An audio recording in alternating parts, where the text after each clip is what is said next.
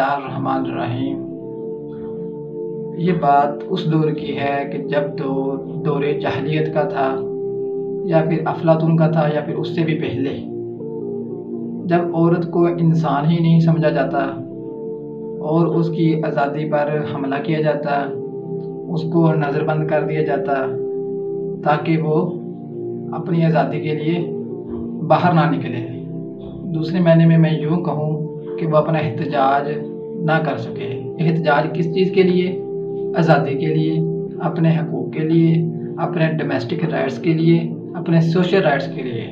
جب 1400 سال پہلے قرآن نازل ہوتا ہے، رسول پاک صلی اللہ علیہ وسلم عورت کو وہ مقام دیتے ہیں جو دنیا کی تاریخ میں، انسانی تاریخ میں عورت کو وہ مقام نہیں دیا گیا۔ لیکن بدقسمتی سے رسول پاک صلی اللہ علیہ وسلم کے زمانے سے پہلے جو عورت کے ساتھ سلوک کیا جاتا تھا وہ اب بھی موجود ہے۔ بعد ازاں ایکسیپشنز آر آلویز دیئر۔ قرآن مجید ایک عورت کی کہانی اور عورت کا واقعہ، یوں کہیں کہ ایک عورت اپنی شکایت لے کر رسول پاک صلی اللہ علیہ وسلم کی بارگاہ میں آئی۔ رسول پاک صلی اللہ علیہ وسلم اس کو جواب دے رہے ہیں، وہ اپنی آزادی کے لیے بول رہی ہے، وہ نہیں مان رہی۔ سورہ مجادلہ کے شروع میں ہی یہ واقعہ بیان کیا جاتا ہے کہ ایک عورت رسول پاک صلی اللہ علیہ وسلم کے پاس آئی اور اس عورت کا نام تک نہیں لیا قرآن نے، تاکہ یہ بات محفوظ بھی رہے کہ عورت کو قرآن نے اور اللہ اس کے رسول نے کیا مقام دیا تھا کہ وہ اپنا حق لینے کے لیے رسول پاک صلی اللہ علیہ وسلم کے ساتھ لڑ رہی ہے۔ قرآن نے لفظ استعمال کیا تجادلہ کا، جدل سے نکلا یہ لفظ کہ وہ بحث کر رہی ہے، دونوں طرف ٹکراؤ ہو رہا ہے۔ اللہ تعالیٰ کہہ رہا ہے کہ محبوب ہم تم دونوں کی باتیں سن رہے ہیں، یعنی کہ دونوں طرف یہ بحث ہو رہی ہے۔ ایک طرف رسول پاک صلی اللہ علیہ وسلم بحث کر رہے ہیں اور دوسری طرف وہ عورت بحث کر رہی ہے، اور قرآن یہ کہتا ہے کہ یہ لوگوں، جب رسول پاک صلی اللہ علیہ وسلم تم میں سے کوئی فیصلہ کر دیں، اس فیصلے کے خلاف دل میں بھی گرانی نہ گزرے۔ اس طرح کا رسول پاک صلی اللہ علیہ وسلم کی ذات پر ایمان ہونا چاہیے۔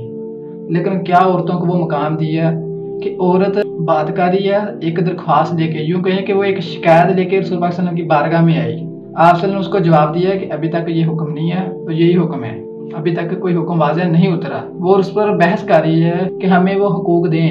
وہ آزادی تھی ایک اسلامی معاشرے میں کہ اپنے حق کے لیے ریاست کے سامنے کھڑی ہوگی۔ ایک تو رسول پاک صلی اللہ علیہ وسلم کی ذات جو تمام انسانیت سے بلکہ تمام کائنات کی مقدس ہستی، اور دوسری طرف قرآن کا وہ حکم اگر رسول فیصلہ کر دیں تو اس فیصلے کے خلاف دل میں بھی گرانی نہ گزرے۔ اور تیسری کہ رسول پاک صلی اللہ علیہ وسلم اس وقت ریاست کے نمائندے بھی تھے۔ یہ تین کیٹیگری رسول پاک صلی اللہ علیہ وسلم کے پاس تھی، لیکن وہ عورت ایک وہ رسول پاک صلی اللہ علیہ وسلم کے پاس آئی، شکایت لے کر آئی، اور وہ رسول پاک صلی اللہ علیہ وسلم کو بیان کر رہی ہے اور وہ شکایت اللہ تک پہنچا رہی ہے۔ ایک تو یہ عقیدہ واضح ہو رہا ہے کہ جو بھی معاملات ہوں وہ رسول پاک صلی اللہ علیہ وسلم کے پاس جائیں، رسول پاک صلی اللہ علیہ وسلم اللہ سے جواب طلب کریں اور اللہ کے احکامات کے مطابق اس کا وہ فیصلہ کرتے ہیں۔ چونکہ اس وقت ابھی کوئی حکم نازل نہیں ہوا تھا، وہ معاملہ یہ تھا کہ ایک عورت آئی، بوڑھی تھی، اس کے شوہر نے اس کو کہہ دیا کہ تو میری ماں لگتی ہے۔ اس زمانے میں یہ ہوتا تھا کہ جیسے وہ طلاق کہتے ہیں نا کہ طلاق ہوگی تو وہ عورت اس کے حق میں نہیں رہتی۔ اس طرح جب اپنی بیوی کو کہہ دینا کہ تو میری ماں کی جگہ پر ہے تو وہ اس کے لیے وہ حرام ہو جاتی تھی، لیکن طلاق نہیں ہوتی تھی اور وہ اپنے شوہر کے ساتھ تعلق بھی نہیں رکھ سکتی، اور دوسری جانب اس کو طلاق بھی نہیں ہوئی۔ اس کے بارے میں وہ عورت شکایت کر رہی ہے کہ میرے حق میں کچھ نہ کچھ فیصلہ کریں یا پھر مجھے طلاق دلوائیں تاکہ میں کسی اور سے نکاح کر لوں۔ اور یہ اس نے ایسا کہا، میرے چھوٹے بچے ہیں، میں کیسے ان کو سنبھال سکتی ہوں، تو اپنا کچھ فیصلہ لینے کے لیے آئی۔ لیکن صبح سے نے کہا کہ ابھی قرآنی احکامات نہیں اترے، وہ عورت بحث کر رہی ہے۔ اللہ تعالیٰ کہہ رہا ہے قد سمع اللہ، کہ وہ اپنے شوہر کے معاملے میں بحث کر رہی ہے۔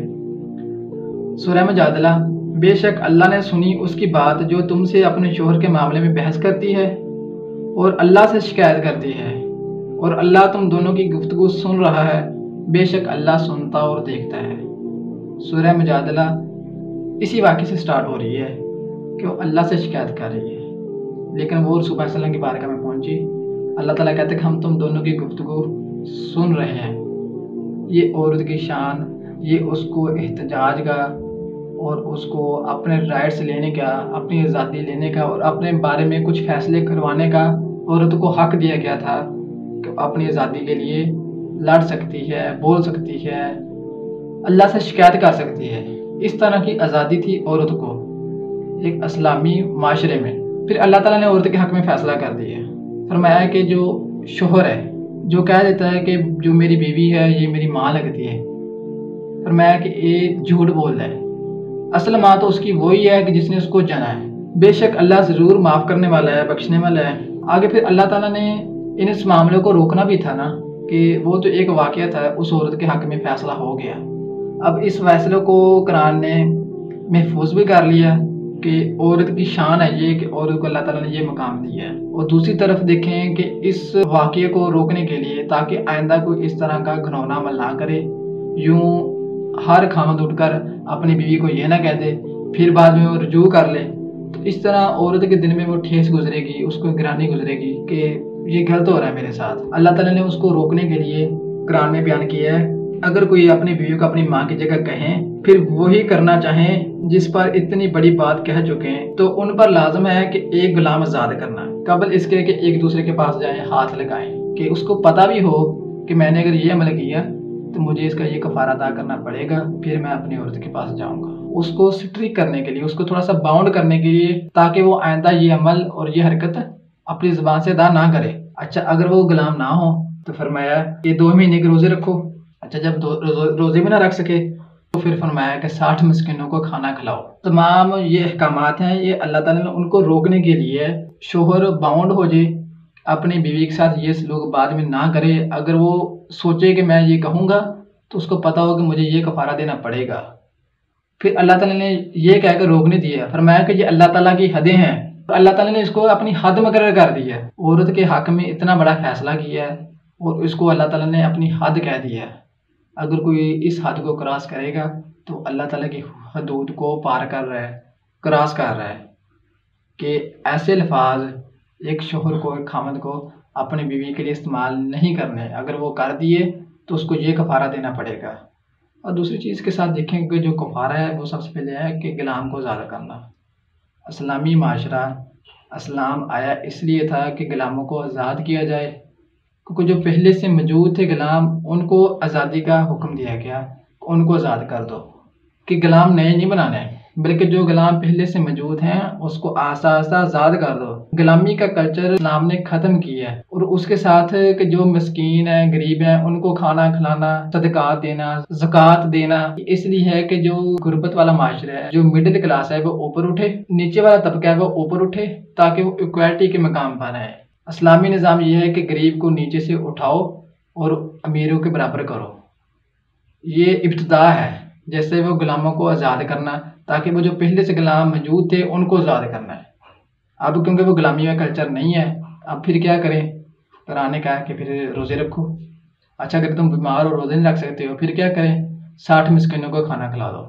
یہ عورت کی آزادی کا قرآن نے اتنا بڑا ایک واقعہ اور عورت کی شان کو ابھی یوں بیان کیا ہے، لیکن آج ہم اسی عورت کے ساتھ کیا کر رہے ہیں؟ نظر انداز کر رہے ہیں، اس کی آزادی کو پامال کر رہے ہیں کہ عورت صرف بنی ہے نظر بند ہونے کے لیے۔